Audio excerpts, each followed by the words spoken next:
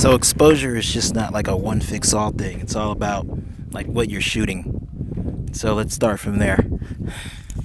So exposure is not just a one blanket over everything, fix all, make your photos and videos look really good. Exposure changes every time you decide you want to change what you're shooting.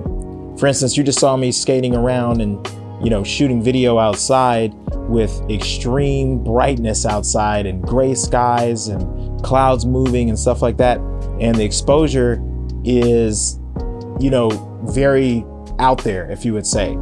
And typically to fix that, you would use ND filters, or the camera I'm shooting on right now, the Canon C300 Mark II, has internal ND filters, and you would turn those on when you're outside.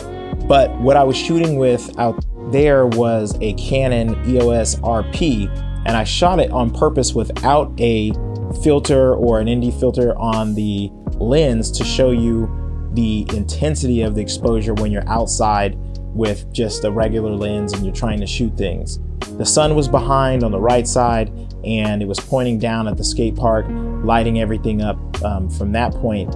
And most of everything that I was shooting was pretty gray out, white out. And so in the edit, I will typically pull down the exposure a little bit and up the contrast, and then give it some darkness by adding some blacks into it. So that's really my process of, handling exposure when I'm shooting outdoors. But let's say I was shooting like a film or a commercial and I needed to be a little bit more moody. Well, a lot of those features that I use inside of the cameras, especially the Canons, I'm using that to create a certain mood. So I have shot so long that I know which exposures I want for certain moods. And I think that it really comes down to what you're shooting and how much experience you have shooting that. And if you don't have enough, you just need to get out and really shoot more so that you could understand what exposure you need to be shooting at and what kind of moods you're trying to bring to your video. And it, of course, will change with the different settings. So let's go into the studio and let's check out what it looks like in there. Okay, now I am in my studio downstairs where there's not a lot of light. I am getting a bit of light from my window over here, and it is pushing light onto my right side of my face, but I don't have anything on the left side of my face. So it's creating like this moody, dark look on the left side of my face.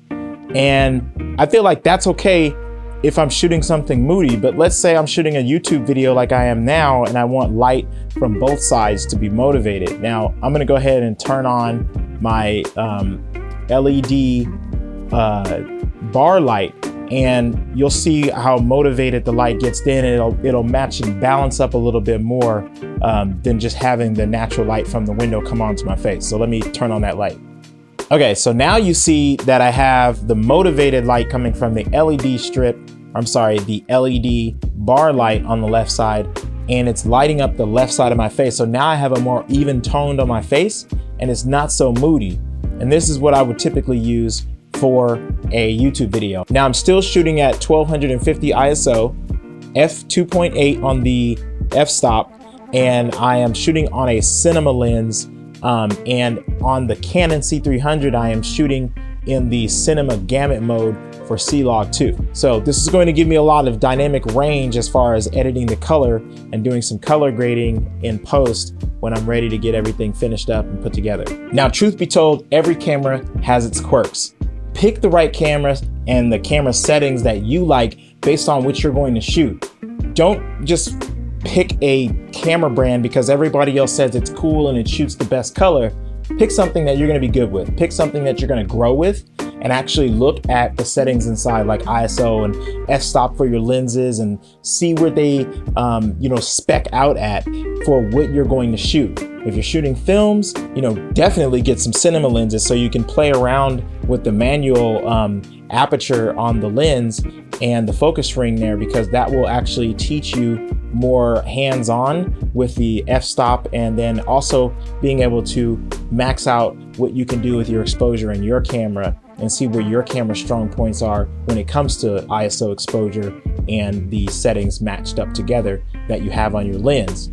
So I hope this helped everyone understand what ISO is to them and what you're going to be using as far as the settings compared to what you're making. And I hope that you have a lot of fun doing that. Shoot a lot of content, shoot more and more and more so you have more experience with it. And I'll catch y'all on the next one. Be sure to send this to a friend or something if you think they'd benefit from watching this video. All right, catch you later.